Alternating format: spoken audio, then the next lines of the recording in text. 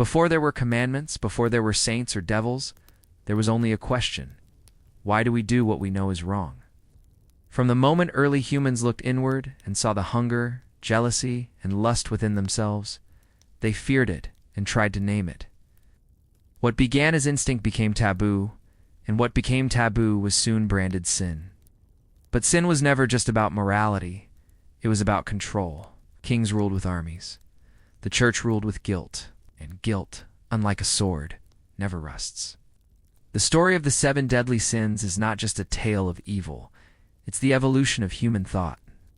It's how the ancients tried to cage the chaos inside them. It's how philosophers, monks, and popes reshaped the human soul, one forbidden desire at a time. From Egyptian temples to Roman forums, from lonely desert monks to grand cathedrals, this is the 2,000-year journey of how sin was born, redefined, weaponized, and never truly destroyed. So sit back. Let's step into the shadows of history, where temptation was theology, fear became law, and desire was humanity's original crime. The human fear of desire, why sin was invented. Desire was humanity's first teacher and its first curse.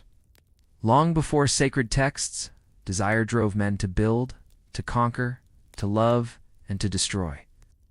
Every great civilization, from Sumer to Egypt to Greece, tried to understand why humans wanted what they shouldn't. To them, the problem wasn't morality, it was imbalance. The Egyptians called it isfet, the chaos that breaks order. The Greeks called it hubris, the pride that offends the gods. In every form, it was the same force, the hunger that goes too far. In the beginning, no one called these instincts evil. Ancient people saw them as natural, dangerous, yes, but necessary. A good ruler needed ambition. A soldier needed wrath. Even lust was sacred, tied to fertility and the cycles of the earth. Sin, as a word or concept, didn't exist yet because the gods themselves embodied these flaws. Zeus was lustful, Ares was wrathful, Dionysus was gluttonous. The divine wasn't pure, it was human in its flaws. But something changed as philosophy grew. By the time of Plato and Aristotle, the Greeks had begun to separate the noble from the base, the rationale from the animal. They believed virtue was harmony, moderation between extremes. Too much desire made one a beast, too little made one lifeless. From this came the first glimmer of moral structure, the belief that humans must restrain their instincts to reach a higher truth. Yet restraint is not the same as guilt. Guilt came later, when religion took control of philosophy. When gods stopped being symbols of nature and became judges of the soul, that was when desire became sin. Sin became the greatest weapon of all, the power to control hearts without raising a sword. When we talk about the 7 deadly sins today, lust, gluttony, greed, sloth, wrath, envy, pride, we are not talking about crimes. We're talking about emotions, instincts, parts of our very nature that were turned against us. And the reason humanity invented sin was not to stop wrongdoing, but to make us fear ourselves. Egypt, Greece, and Rome. Pagan virtues and vices. The Egyptians didn't fear sin. They feared imbalance. To them, Matt, the divine order was what held the universe together. When someone died, their heart was weighed against the feather of truth. If it was heavy with wrongdoing, greed, deceit, or excess, it was devoured by a monster named Ammit. But here's the key. These weren't moral evils. They were disharmonies, acts that disturbed the rhythm of the cosmos. Evil wasn't rebellion. It was disorder. Then came the Greeks. They didn't have the concept of a sinful soul, only the idea of excess. Socrates taught that self-knowledge led to virtue. Aristotle spoke of the golden mean, where every emotion had a healthy middle point. Anger wasn't wrong. Uncontrolled anger was. Desire wasn't wicked, but obsession was. Goal wasn't purity, but balance. Their gods, after all, were flawed too, and no one expected perfection from mortals. Rome inherited these ideas but wrapped them in hypocrisy. Publicly, Roman society praised discipline, modesty, and duty virtues. Privately, its citizens indulged in everything they condemned. Feasts overflowed with food and wine. Gladiators fought to death for spectacle. Senators preached moral restraint while owning entire harems. Rome's sin wasn't gluttony, it was denial. The empire built on control secretly worshipped indulgence. When Christianity arrived, it saw an opportunity, took the Greek language of virtue and the Roman obsession with order, and fused them into something new. A moral system where every excess was a crime against God. No longer was imbalance just dangerous, it was damnable. For the first time in history, the human appetite itself became evidence of corruption. The pagan world had lived by the balance of nature. Christianity replaced it with the balance of heaven and hell, and in doing so, planted the seed for what would one day become the 7 deadly sins. The Desert Fathers, birth of the war within. When the Roman Empire began to crumble, some fled the chaos of cities, not for safety, but for silence. These were the Desert Fathers, early Christian monks who retreated into the Egyptian wilderness during the 3rd and 4th centuries. Out there, surrounded by endless sand and silence, they sought to fight a new kind of battle, not against armies, but against themselves. They believed sin didn't come from society, it came from the heart. Alone in their caves, they wrote about their inner torments. Lust invaded their dreams. Anger boiled in their solitude. Pride whispered even in prayer. The more they starved and punished their bodies, the more vividly temptation returned. They came to a radical conclusion. Evil wasn't outside the world. It lived inside the soul. This was a revolutionary idea. Paganism had treated morality as a public act, theft, betrayal, murder. But these monks turned it inward. Thought itself became suspect. A sinful mind was as guilty as a sinful hand. Every emotion, every craving, became a test of purity.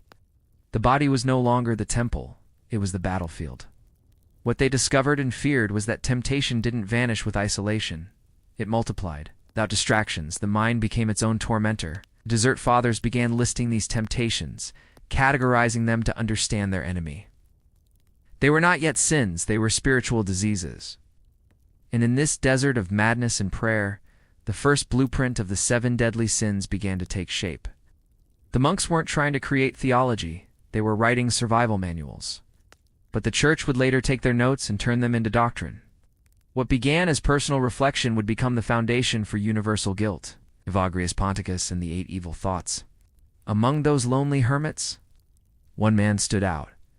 Evagrius Ponticus, a philosopher turned monk, who fled Constantinople after a scandal of passion. In the desert, he dedicated himself to studying temptation. He watched how emotions rose and fell like tides, how a single thought could consume a man. Eventually, he wrote down what he saw and named them the 8 evil thoughts: gluttony, lust, greed, sadness, anger, acedia, spiritual apathy, vain, glory, and pride. Evagrius believed these weren't simply wrongdoings. They were psychological patterns. Each thought was a doorway through which evil entered the mind. He advised monks to observe these impulses like doctors observing a fever, not to hate themselves for them, but to recognize and resist them. In his mind, understanding was the first step to purification. But in naming these 8 forces, Evagrius had done something profound. He'd turned spirituality into psychology. Long before Freud or Jung, he had mapped the human mind's weaknesses.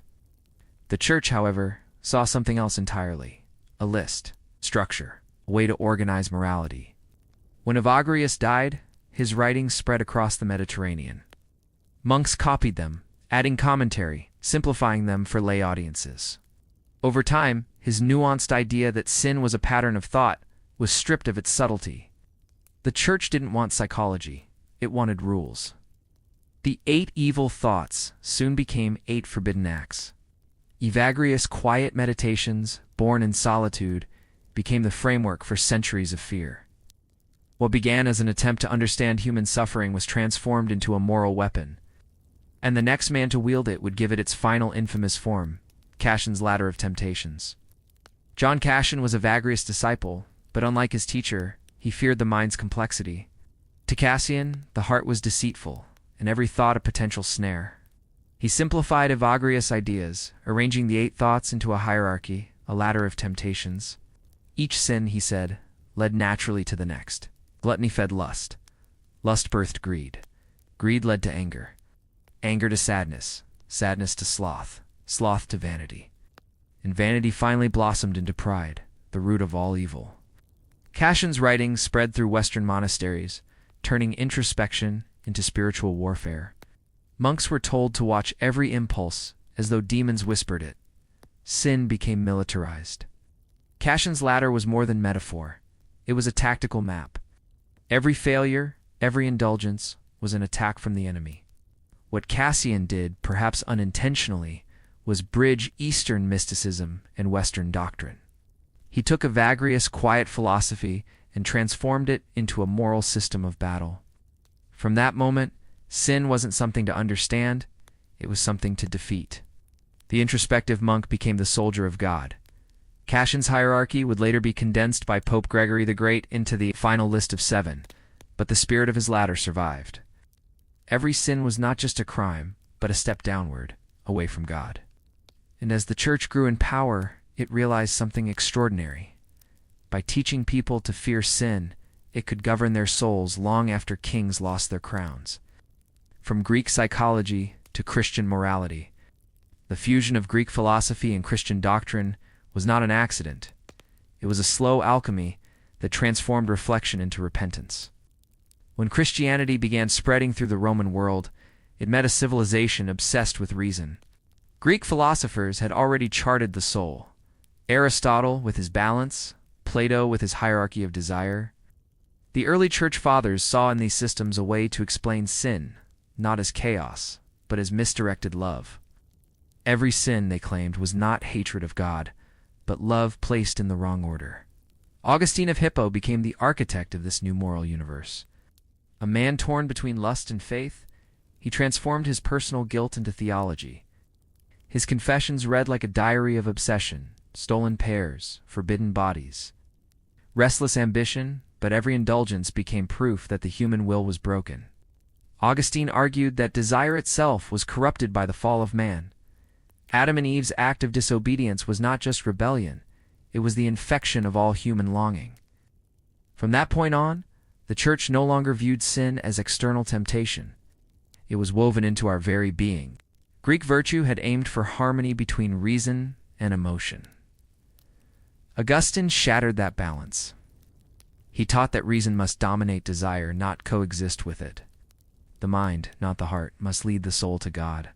This philosophy turned passion into a threat, and by extension, made the human body itself a battlefield between salvation and damnation. The Church absorbed this worldview completely. The old Greek idea of excess became the Christian idea of sin, and once desire was seen as inherently corrupt, control became a form of holiness. The body was no longer part of creation, it was the serpent's whisper. By merging Greek order with Christian fear, morality became weaponized. The psychology of balance turned into a theology of guilt, and humanity, for the first time, was taught to be ashamed of itself. Pope Gregory the Great, the man who named the 7, by the 6th century the Roman Empire had fallen, and Europe was sinking into chaos. Plague, war, and famine swept across the land. Amid the ruins, one man gave shape to the human soul's chaos, Pope Gregory the Great. Building upon the desert monks' 8 evil thoughts, Gregory restructured them into something more universal, a list that would define morality for the next 1,500 years. The 7 deadly sins. He condensed Cassian's 8 vices into 7 by merging sadness into sloth and vainglory into pride. To Gregory, these weren't random categories, they were a spiritual anatomy of corruption. Pride was the root, the trunk from which all other evils grew. Envy, wrath, sloth, greed, gluttony, and lust were the branches, feeding on the same poison sap, self-love over divine love. Gregory's genius wasn't just classification, it was politics. In a world without kings, the Church became the only structure left standing. His list turned invisible emotions into crimes that required confession, penance, and obedience. Every thought could now be judged, and every human was guilty by nature. Sin became not just moral error, it became the foundation of order. Fear kept the faithful loyal.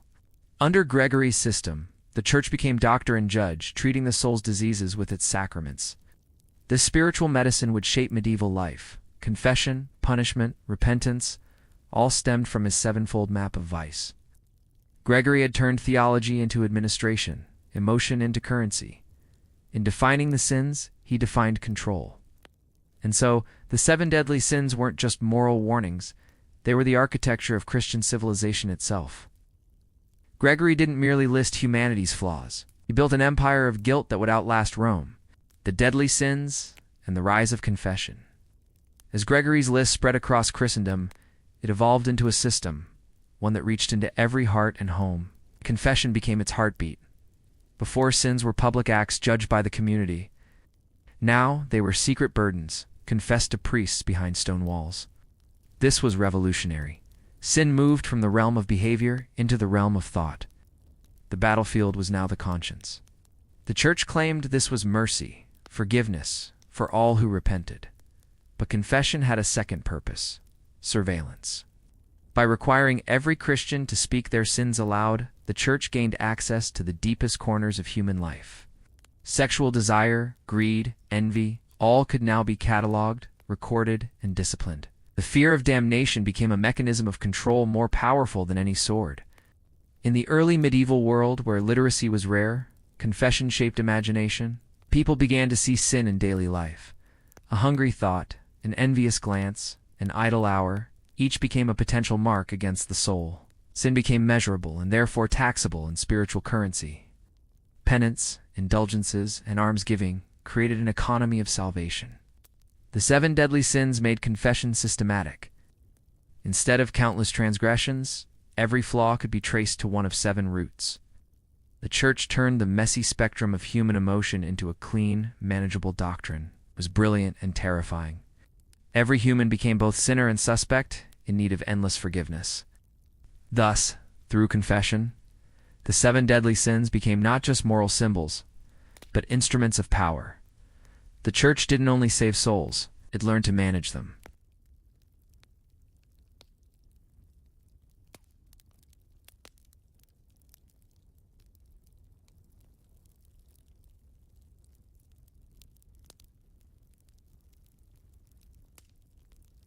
The war between flesh and spirit. Medieval theology. By the Middle Ages, the concept of sin had grown into a war, not between nations, but within the body itself. The flesh was portrayed as the enemy of the spirit. Paintings, sermons, and plays described the human form as a battlefield where demons wrestled with angels.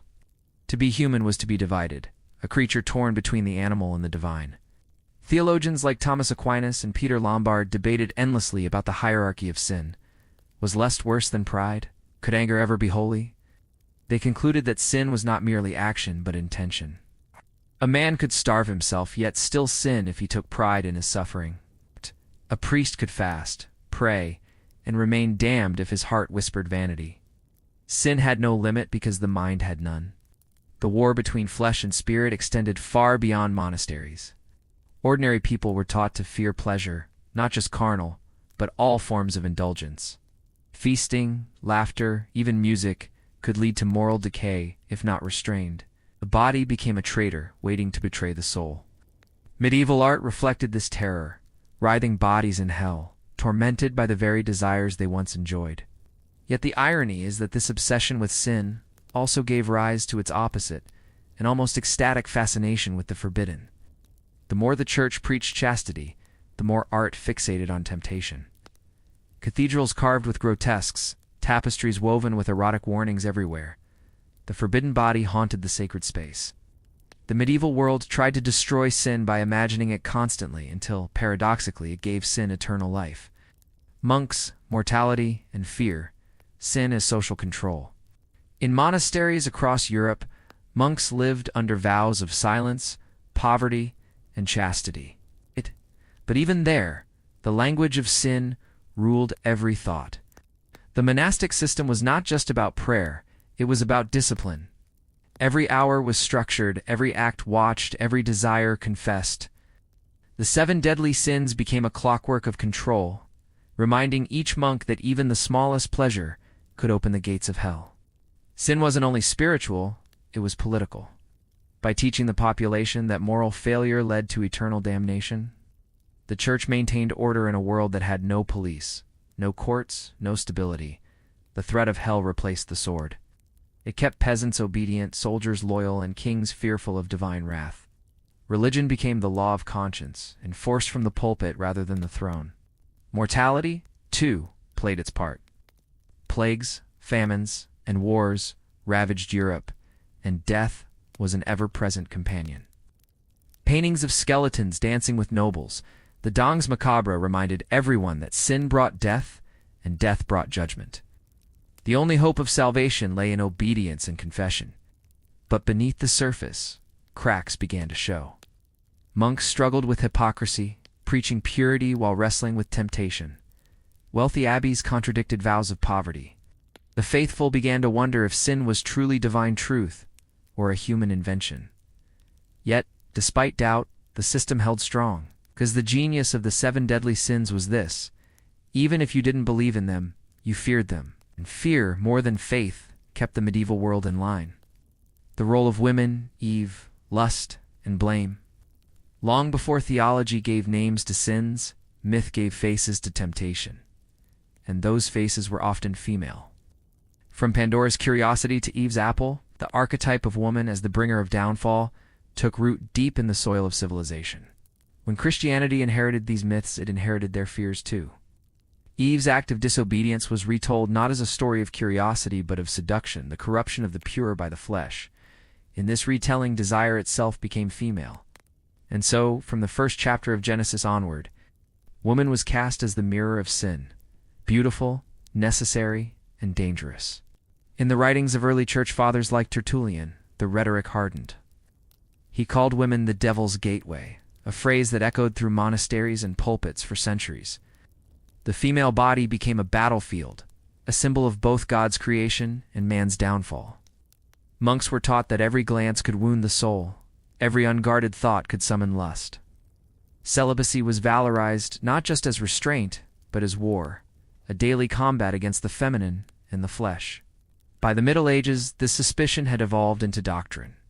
Eve's sin became justification for women's subordination, her weakness a theological proof. Even Mary, the Virgin Mother, was framed as the antithesis to Eve. Pure, because she obeyed; holy, because she submitted. The Church created a dual iconography, the temptress and Mary the Redeemer, and every woman was expected to live somewhere between those poles. Yet buried beneath this centuries-long guilt lay something deeper: fear of desire itself. What the Church condemned in women was often what it feared in men: the loss of control, the power of pleasure, the ungoverned pull of the body. Lust was never just a sin against God. It was a rebellion against hierarchy, discipline, and the fragile illusion of spiritual order. The birth of the virtues, heaven's answer to hell. By the 6th century, sin was no longer just an individual weakness, it was a cosmic infection. The Church needed a cure, a balancing force to counter the 7 deadly sins that now defined moral teaching. That cure came in the form of the 7 heavenly virtues, where sin corrupted, virtue purified. Pride met its rival in humility.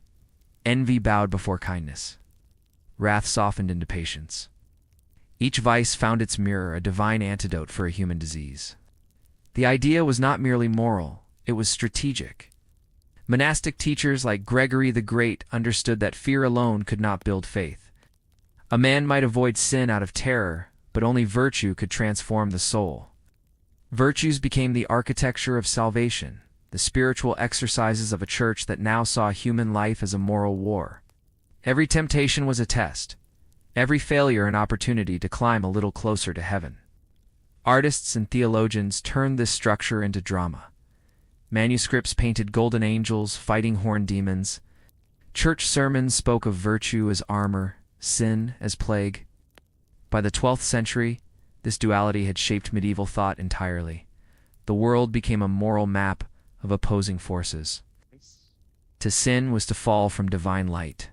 To live virtuously was to participate in God's eternal order. But beneath the surface, something more subtle occurred. The virtues didn't just balance sin, they humanized it. They taught that pride could be transformed into dignity, lust into love, gluttony into gratitude. The Church, for all its fear of the body, began to glimpse the possibility that even imperfection could serve grace. Virtue, unlike sin, was never static. It was effort. A lifelong struggle that made the divine seem, for a moment, reachable. Pride. The first and greatest fall. Every sin begins in pride. That was the teaching of Augustine, Gregory, and nearly every theologian who followed. Pride was not merely arrogance. It was the sin of believing one could exist apart from God. Lucifer's rebellion in heaven, the first fall, was the mythic echo of every human ego that dared to say, "I will." In pride, man imitated the devil. Medieval writers called it the queen of sins, for pride begot all others.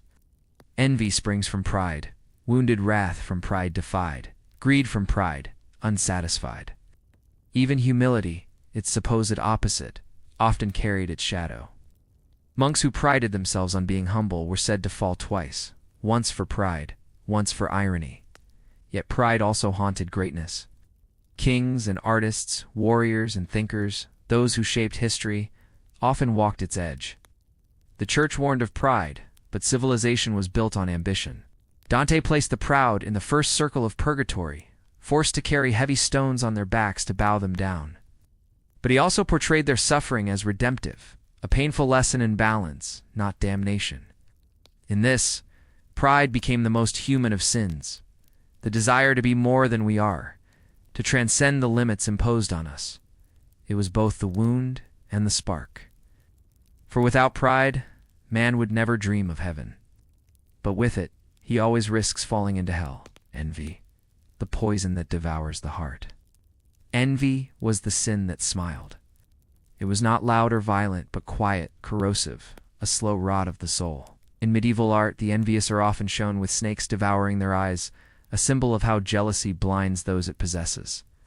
Envy is not anger at misfortune, but hatred of another's good fortune. It whispers, "Why not me?" In the book of Genesis, envy drives the first murder, Cain slaying Abel, unable to bear God's favor for his brother. The same impulse lurked beneath every rivalry, every court intrigue, every parish squabble in medieval life. For a church obsessed with unity, envy was especially dangerous. It divided communities. Pitted monk against monk, saint against saint. Theologians described envy as sorrow at another's joy, a kind of spiritual sickness that reversed God's order. To envy was to reject gratitude, to see blessings not as divine gifts, but as competitions. The devil, it was said, envies humanity itself, for we still possess what he lost, the hope of redemption. In art and allegory, envy's punishment was fitting. Those consumed by it were thrown into freezing pits or forced to gaze endlessly at others' happiness without ever sharing it. For the envious hell was not fire, it was eternal comparison. Wrath, holy anger, and divine punishment. Of all the sins, wrath was the most paradoxical. For Scripture itself is filled with God's anger, the flood, the plagues, the fire from heaven. If God can rage, can man? Medieval theologians wrestled with this question endlessly. The answer was subtle. Wrath becomes sin when it ceases to serve justice and begins to serve the self. In monasteries, wrath was described as a fire in the heart, useful when it purified, deadly when it consumed. Righteous anger could defend the innocent or uphold truth. Sinful anger sought only revenge. This distinction allowed kings, crusaders, and inquisitors to claim divine wrath for their own wars, turning theology into weaponry. Artists portrayed wrath as a warrior striking blindly, a sword-cutting friend and foe alike. Dante's wrathful wander an endless swamp, forever battling each other in fury, unable to stop, unable to rest. In them we see the human soul caught in its own storm, and yet hidden within wrath is a longing for justice. The same passion that destroys can also create revolutions. The saints feared wrath, but history depended on it. Every cry against oppression, every rebellion against tyranny, all carried that ancient spark of anger, born of pride, tempered by pain. Sloth, the sin of the soul's sleep. Sloth is not laziness, at least not in the way we understand it. To the medieval mind, sloth or acedia was far darker. The death of spiritual energy, the soul's refusal to care. In desert monasteries, monks feared acedia more than lust or pride, for it crept in quietly. It struck at noon, when the sun was high, and faith felt heavy. It whispered, "What's the point?" It was the sin of despair disguised as fatigue. Evagrius Ponticus described acedia as a noonday demon. It made prayer seem meaningless, life monotonous, and salvation unreachable. Monks would stare at their walls, restless, thinking of the world beyond the monastery gates. It wasn't just boredom, it was cosmic apathy, a rebellion against the very act of being. The soul, weary of striving, simply surrendered to nothingness. As centuries passed, sloth took on new faces. Theologians redefined it as negligence, a failure to love God or one's neighbor. In an age obsessed with duty, sloth became the sin of disengagement. To refuse to act was now as damning as to act wrongly. Dante's Purgatorio, the slothful run endlessly, not because they sinned through motion, but through stillness. Modern readers often laugh at sloth, imagining lazy cats or idle nobles, but for the medieval soul, it was a tragedy, the slow death of purpose, the extinguishing of divine fire. To lose the will to do good, they believed, was to drift from creation itself, to greed, gold, power, and the church's hypocrisy. Greed, or avaritia, was the sin that looked most like success. It built cathedrals, funded crusades, and filled the treasuries of kings and popes alike. But beneath its glitter lay rot. The church warned against greed, even as it drowned in it. Coins clinked in collection boxes while peasants starved outside monastery gates. Salvation had a price, and indulgences became currency for the soul. The medieval world justified greed in curious ways. Merchants claimed wealth as divine favor, kings declared conquest as holy expansion, and bishops wore jewels for the glory of God. But theologians like Thomas Aquinas saw through it. He wrote that greed enslaved the heart, not to money, but to fear. The greedy man never rested, for every coin brought another hunger. Artists painted greed as a man clutching a bag of gold even as demons tore him apart. In Dante's vision, the avaricious and the prodigal roll weights against each other, opposites bound by the same obsession. Greed's punishment was not fire, but futility, endless toil for what can never satisfy. Yet greed's endurance lies in its subtlety. It is not merely wealth, but possession, the wish to hold, to control, to never let go. It hides beneath charity, ambition, even love. And perhaps that is why it haunted the church so deeply, because it looked, at times, too much like faith itself. Gluttony. Hunger for more than food. To the medieval mind, gluttony was not about overeating alone. It was about excess in all things.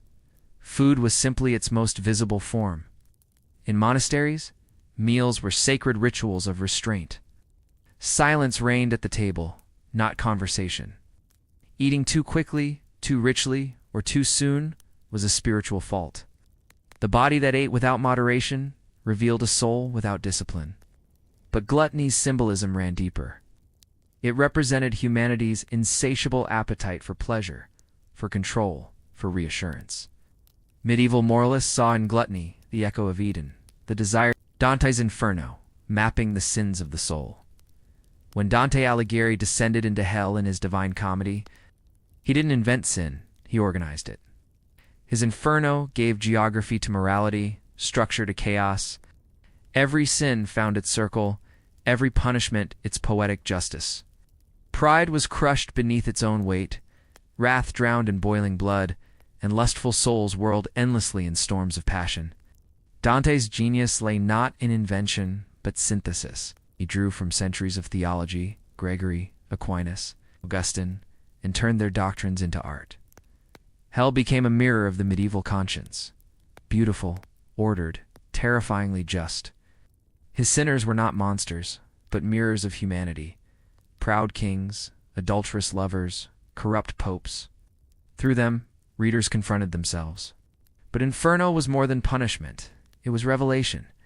Dante saw sin not as mere crime, but as disordered love.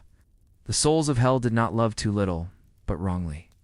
They clung to what should be released, desired what could not save them. Each circle of torment was a lesson in misdirected passion. In mapping hell, Dante mapped the human heart. His Inferno endures not because it scares us, but because it understands us. The architecture of sin he revealed is not beneath the earth, it's within. The art of damnation, Bosch, Bruegel, and the visual hell. While theologians preached of sin, painters made us see it. In the late Middle Ages, artists like Hieronymus Bosch and Peter Bruegel transformed theology into nightmare. Their canvases crawled with demons, grotesque creatures, and tormented souls. visions of damnation so vivid, they bordered on the surreal. Bosch's The Garden of Earthly Delights is perhaps the most haunting.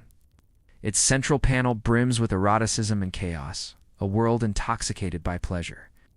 But to the right lies hell, a mechanical inferno where instruments of joy become tools of torture. Music turns to noise, bodies become machinery, and desire devours itself. It is not lust punished, it is lust fulfilled to oblivion. Bruegel, meanwhile, brought sin to the streets. Its peasants danced, fought, and gorged under a gray northern sky. His hellscapes were not divine punishments but human continuations. Sin is the everyday absurdity of existence. These artists did not merely condemn, they revealed. In their grotesque imagery, sin became strangely human, even sympathetic. The damned were not villains, they were us, painted in oil and despair. Bosch's monsters remain unforgettable, not because they frighten, but because somewhere within their chaos they feel uncomfortably familiar. The deadly sins on stage, morality plays, and fearful lessons. Before cinema, there was the stage. In medieval Europe, morality plays turned theology into spectacle. Actors personified sins and virtues, battling for the soul of every man. Pride strutted. Lust seduced, greed jingled his coins, and sloth yawned on cue. It was theater with a mission, to terrify, to instruct, to save. Performed in marketplaces and churchyards, these dramas blurred the line between sermon and entertainment. They taught illiterate audiences the dangers of vice through humor and horror alike. When every man faced death, audiences saw themselves unprepared, sinful, desperate for grace. Yet these plays were not purely moral, they were deeply psychological. They gave emotion a body, made inner struggle visible. In the medieval worldview, sin wasn't abstract, it was a living presence, whispering, arguing, tempting. The stage made that war visible, turning theology into living art. And perhaps that is why these plays endure, even now. Beneath their moral lessons lies an eternal truth, that every human being is both audience and actor, forever caught between temptation and redemption. Confession and control, how sin built the Church's power. The act of confession began as a spiritual cleansing, a way to unburden the soul before God. But by the height of the Middle Ages, it became something far greater, a mechanism of surveillance. The Church realized that by listening to sin, it could rule the sinner. Every whisper in the confessional was not just a secret, it was data, power, leverage. Imagine a priest knowing the private lusts of nobles, the greed of merchants, the envy within royal courts. In a world where reputation was life, confession turned morality into control. The Fourth Lateran Council of 1215 made annual confession mandatory. For the first time, every Christian had to kneel, confess, and submit. This was not merely about saving souls, it was about maintaining order. The Church positioned itself as the moral judge of Europe, the unseen hand guiding kings, peasants, and even armies. To disobey the Church was to disobey God, a theological sleight of hand that solidified centuries of authority. Confession also changed how people thought about themselves. Sin was no longer just action, it was intention. Lust, envy, pride, they could now exist purely in thought. This made guilt perpetual. You didn't need to murder or steal to be wicked. You only had to want to. The Church had colonized the mind. Medieval sermons thundered that even your dreams could damn you, and so people began to fear their own humanity. In this way, sin became an empire without borders. By turning morality inward, the Church crafted a society of self-policing believers. You didn't need inquisitors on every street, if shame lived in every heart. The confessional booth, dark and narrow, became a mirror, one that reflected not freedom but a constant anxiety of being watched by heaven itself. Inquisition, purity through fire. The Inquisition was born from a question. How do you purify a soul that refuses to repent? The answer, in medieval logic, was fire. In the 13th century, when heresy began to spread through Europe, particularly among groups like the Cathars, the Church responded with systematic terror cloaked in divine purpose. The Inquisition declared that sin was not only spiritual corruption, but a disease that could infect entire societies. And like a disease, it needed to be burned out. Confession turned voluntary. Inquisition made it mandatory. Accusations could come from neighbors, rivals, even family. Torture was sanctified as a tool to reveal truth. The rack, the wheel, and the iron boot were not punishments. They were instruments of purification. The tortured were told they were being saved through pain. Sin, once internal, became public spectacle again, a reversal of the private guilt that confession had bred. The irony was cruel. The institution that preached mercy and forgiveness became the master of torment. To the church, it was righteous violence. To the people, it was holy terror. The sight of flames consuming a heretic served as both warning and reminder that the soul belonged not to the individual, but to the church's judgment. And yet, beneath the cruelty was a kind of moral panic. Europe was afraid of dissent, of desire, of doubt. The Inquisition wasn't just hunting heretics. It was hunting uncertainty itself, witchcraft, lust, and female sin. By the 15th century, the fear of sin had found a new face: the woman. In the medieval imagination, women were both temptation and terror, born of Eve's transgression, living reminders of humanity's fall. The witch trials of the late Middle Ages turned this theology into horror. When crops failed, when children died, when lust overcame even priests, the blame fell upon women who bewitched the righteous. The infamous Malleus Maleficarum, the Hammer of Witches, written in 1487, declared that women were more prone to sin because they were weaker in faith and flesh. It claimed female sexuality was the devil's gateway to the world. A woman's beauty could lead men astray. Her independence could challenge the order of the church. Therefore, her body and mind had to be subdued. Across Europe, tens of thousands of women were burned, drowned, and tortured, not for their deeds, but for their imagined sins. Each trial was an exorcism of fear. In killing the witch, society reaffirmed the hierarchy of God, man, and woman. Sin, now feminized, was controlled through terror. The church framed this not as misogyny, but as protection, salvation from the corruption of Eve's daughters. In reality, it was an unspoken war against female power and sexuality.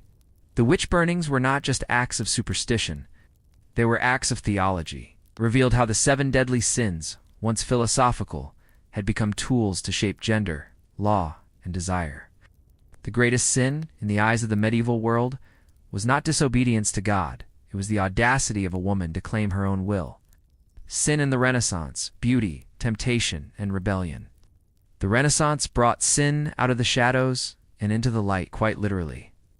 Painters like Botticelli and Michelangelo turned forbidden desire into divine art. The body, once a vessel of temptation, became a symbol of creation itself. Where the church saw lust, artists saw life. The line between sacred and sensual blurred, and Europe's moral guardians grew anxious.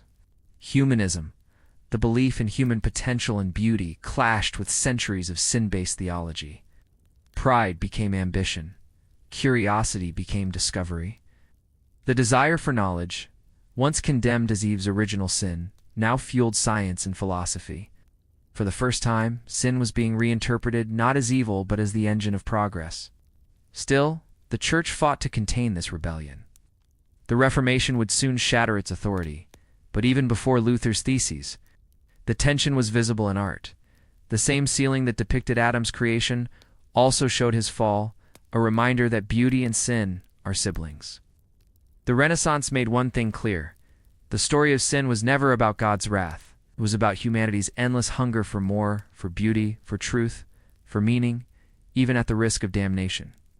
The Protestant Reformation and the new morality, the 16th century erupted in rebellion. Martin Luther's hammer at Wittenberg didn't just strike against indulgences. It shattered the monopoly the Catholic Church held over sin.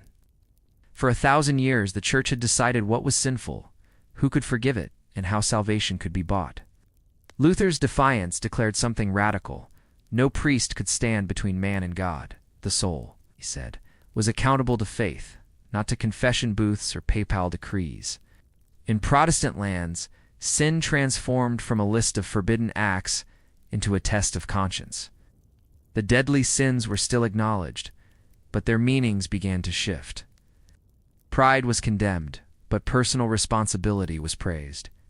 Sloth became laziness, not just in prayer, but in work, leading to the Protestant work ethic that would later fuel capitalism. Lust and gluttony were still despised, yet private morality replaced public penance. The Inquisition's fire gave way to the quiet burn of self-discipline. This new morality democratized guilt. No longer controlled by priests, believers now judged themselves and each other. Communities became miniature churches, where gossip replaced confession and purity was measured in behavior, not ritual.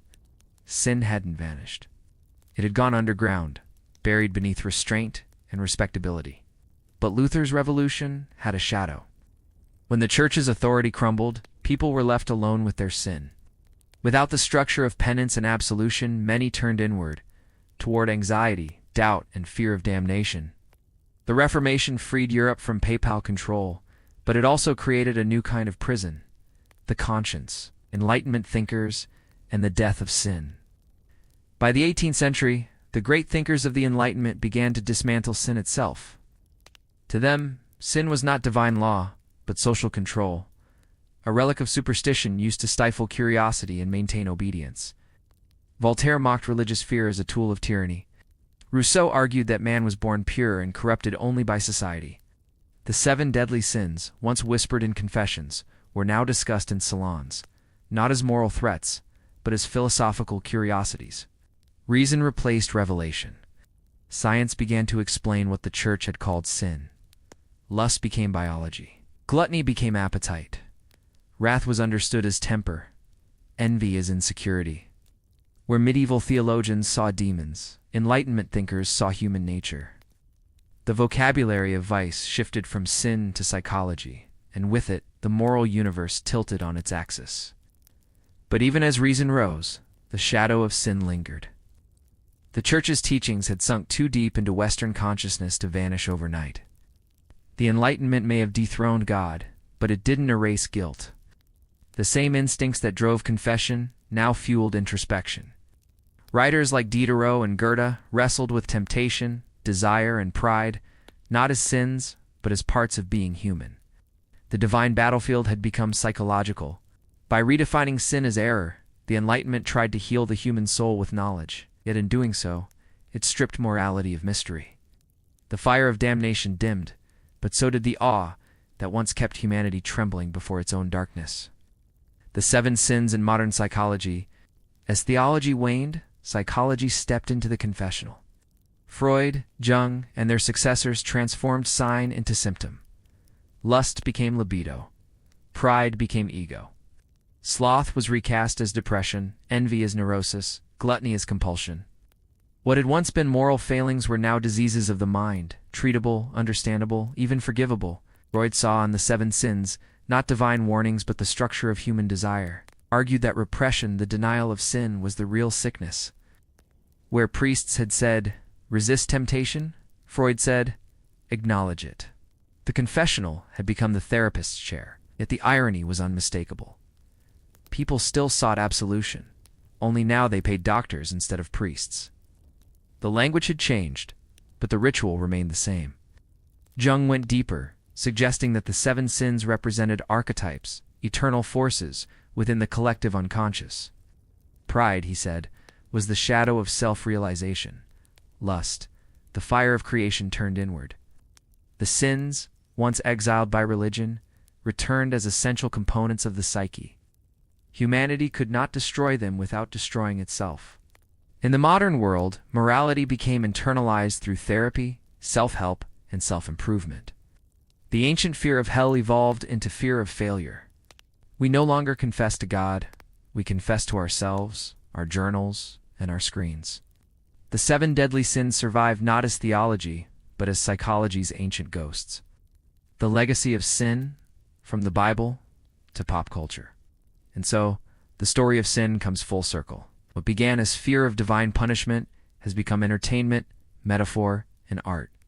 In films, pride wears designer suits. Lust dances in neon light. Greed fuels Wall Street.